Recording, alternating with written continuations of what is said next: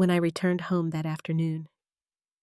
The weight of years seemed to have fallen from my shoulders. For the first time in decades, I felt like I was steering my own life instead of being carried along by the needs of others. But there was still one final step before I could truly break free. I needed to make sure Danielle and Michael understood exactly what they had lost. I sat at my writing desk, pulled out a set of elegant stationery I had been saving for special occasions, and began to write. The first letter was for Danielle. I told her plainly that the financial support she had come to expect had ended. No more monthly transfers, no more emergency accounts. I reminded her of the $67,000 I had quietly poured into her family over the past 5 years. I wrote about the sacrifices I had made since she was a child, the sleepless nights, the aching hands from years of work, the jewelry I sold for her education, the wedding and house I helped finance, the free childcare I had provided. And then I told her the truth that had been hidden for decades. I was not poor. I owned a property in Nassau. I had investments worth nearly $400,000, and I had changed my will to leave everything to a foundation that would value my generosity more than my own blood ever did. Her children, my grandchildren, would have access to a trust one day, but only if they proved they could love me sincerely, not for what I could give. The second letter was for Michael. I reminded him of the day I overheard him on the patio, speaking of me as though I were an object to be stored away. I wrote that he had mistaken kindness for weakness, generosity for dependency. He thought I was a burden. He would now have to live without the money that had quietly padded his life for years. I told him that he had failed the simplest test of decency, respecting the woman who had treated him like a son. By the time I signed both letters, my hands no longer trembled. I sealed them, placed them on my coffee table where they would be impossible to miss the next time Danielle came by, and then sat back with a strange sense of calm. For decades, I had been silent. That silence had allowed them to believe I was powerless.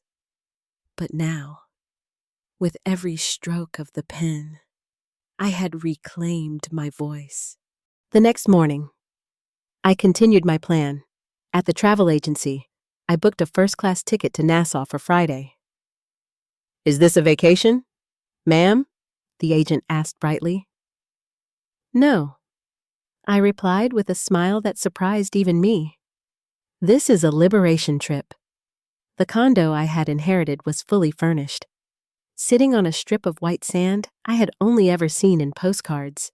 For years, I had let the rental income pile up untouched, convincing myself I didn't deserve more than my modest life. But now, I understood that I did. I deserved mornings with the ocean breeze, not with cold silence at my daughter's house. I deserved laughter that wasn't laced with cruelty, dinners that weren't tainted by hidden resentment. The days before my departure passed in a blur of preparation. I donated half my clothes to charity, keeping only the essentials. I packed one suitcase with dignity, not desperation. At night, I sat on my porch with a cup of tea, thinking about how I had lived 74 years in service of others, and was finally about to live for myself. The thought filled me with both sorrow and exhilaration. On Friday morning, as the taxi carried me to the airport, I looked back at my small house one last time. It was filled with memories of Danielle's first steps, of birthday cakes baked on a budget, of nights spent sewing until my fingers bled. But it was also filled with echoes of loneliness, with phone calls that never came, with laughter that excluded me. Leaving it behind felt like shedding an old skin.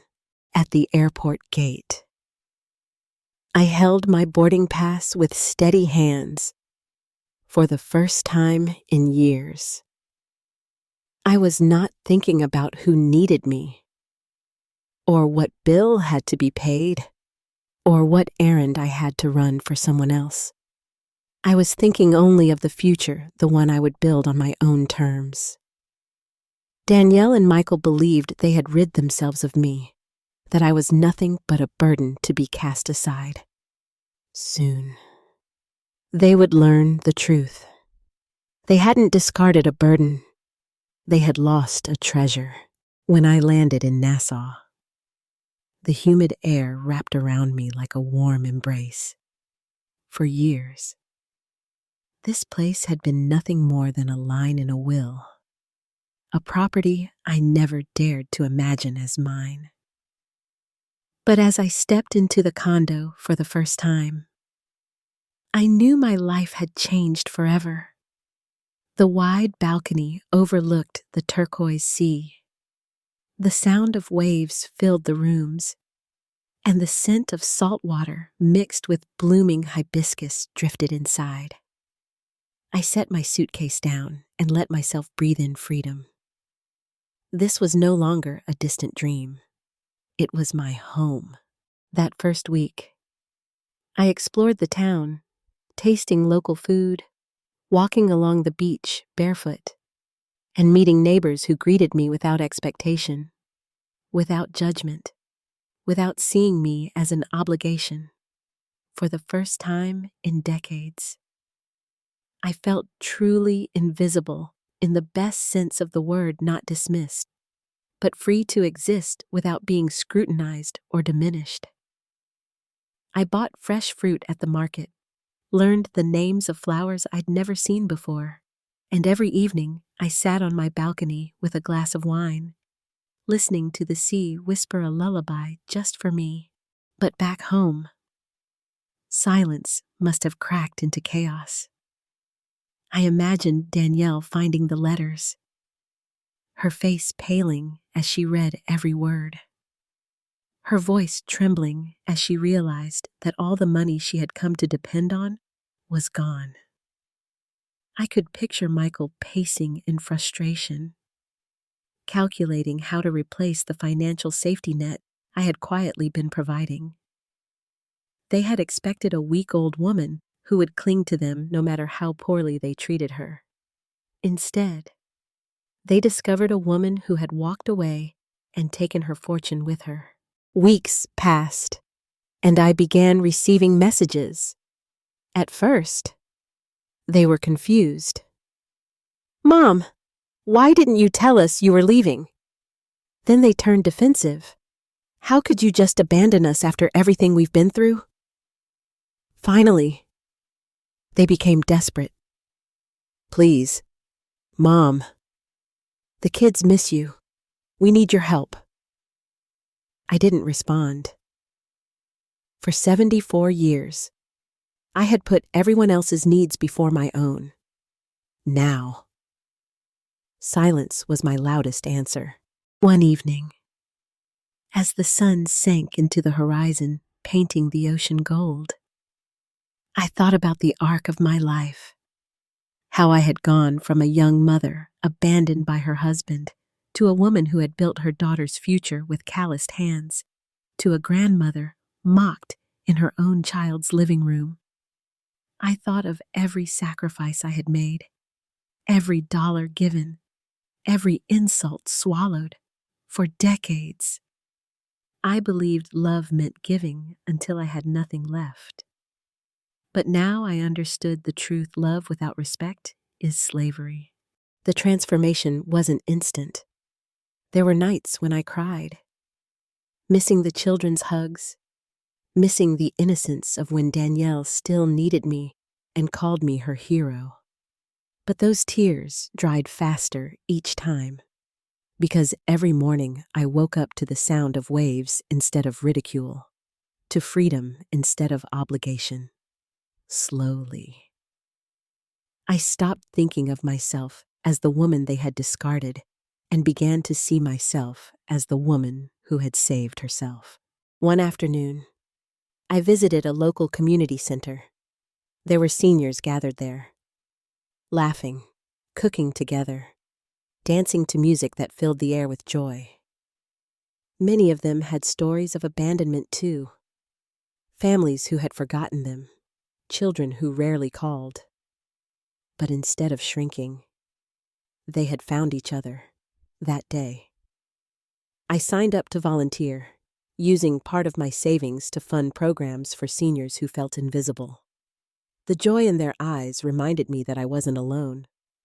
My pain had become my strength, and I could use it to lift others who had been made to feel like burdens. Meanwhile, back in the States, Danielle's tone shifted again. The last letter I received was filled with anger. "You've chosen strangers over your own family. Don't expect us to forgive you when you come crawling back." I folded the letter, placed it in a drawer, and smiled. I wasn't going back. Not to the life of silent suffering. Not to being their emotional ATM. Not to being mocked in front of my grandchildren. I had chosen myself. And that was the greatest gift I could have given on Mother's Day. As I watched the waves crashing against the shore that night, I realized something profound. They thought they had discarded me. But in truth, I had finally discarded the chains they had wrapped around me for years. The tides had carried me here, to this place of peace, and for the first time in 74 years, I belonged fully to myself. The first months in Nassau taught me how small acts of courage gather into a life remade. At first, it was just the pleasure of choosing what to eat for breakfast and where to sit. But those little freedoms widened like dawn until I felt whole again. I learned to set my own schedule, to wake without asking permission, to buy what I wanted instead of what would keep someone else comfortable. I took long walks along the beach and learned the names of neighbors who became friends without expecting anything in return. I used part of the money I had kept private not to pay debts or buy trinkets, but to create a small fund that helped other seniors who had been pushed aside meals, transport to doctor's visits. A little cultural outing now and then, and the gratitude in their eyes taught me a truth I had never quite let myself own. Generosity given without gratitude is a gift that is owed. But generosity given with boundaries is a gift that returns its dignity. Letters and messages from home shifted from bewilderment to anger to pleading. Danielle's first note was stunned. How had I left without a word? Then defensive. How could I abandon the family? And finally urgent. Full of guilt and requests not for reconciliation so much as for money and favors. I read them without replying. For the first time, silence was not my weakness, but my boundary. When Danielle wrote she missed the kids, I thought of the way she had laughed the day the card was handed to me and how the grandchildren had stood by and giggled, mimicking adults who taught them cruelty. I thought of every dollar I had given, every errand run. Every night, I'd stayed up with an infant who would one day toss a card like trash. Not because I wanted to punish them, but because I had finally learned that teaching people how to treat you begins with what you accept. I chose to teach a harder lesson than please. I would show up only as the woman I had become, not the woman I had been. The town paper ran a small human interest piece about a new volunteer program for seniors the week after I began hosting a sewing circle to pass on skills and to fund a small scholarship for older adults who needed training to return to work or to maintain independence. The article quoted me awkwardly about second acts, and neighbors in Nassau brought me coconut bread and asked about the recipes I remembered from my mother. I taught classes at the community center, and the students, women and men in their 60s and 70s who had also been pushed aside, reminded me that we are a generation of resilience, not relics. In those rooms, we laughed loud and often, and the laughter healed edges that had been raw with humiliation. News from home slowed as the weeks turned into months. Occasionally a call came, one from my sister Harriet, who said simply, "I'm proud of you," and the relief that washed over me was like a balm. My lawyer sent a formal acknowledgement that the will changes had been recorded, and that the trust for the grandchildren had legally binding conditions designed to encourage genuine relationships rather than entitlement. That detail surprised some people who expected vindictiveness. It was never spite that guided me, but clarity. I wanted the grandchildren to have security without rewarding cruelty. I also made a quiet decision about the future of the house I'd left behind.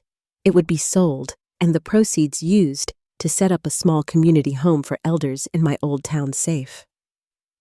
Warm. Run by people who would treat residents with the respect and dignity I had finally learned to demand. I imagined my old kitchen and the creaky porch not as a house that reminded me of slights, but as a resource that could turn another family's pain into public good. The first time I returned 5 months later for a short visit, the difference was stark. Danielle's face was guarded. Michael's eyes flicked away when I walked past, and the children ran to me with the awkwardness of kids taught to be polite at the edges of real feeling. We spoke, but the conversation was thin. There were apologies that landed like coins thrown toward a distant beggar measured, a little self-serving.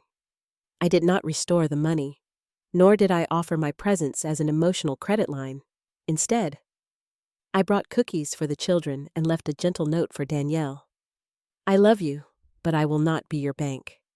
She read it and folded it twice before slipping it into her pocket. Later she called, voice raw, to say she understood more than she let on. Whether that understanding would change anything remained to be seen.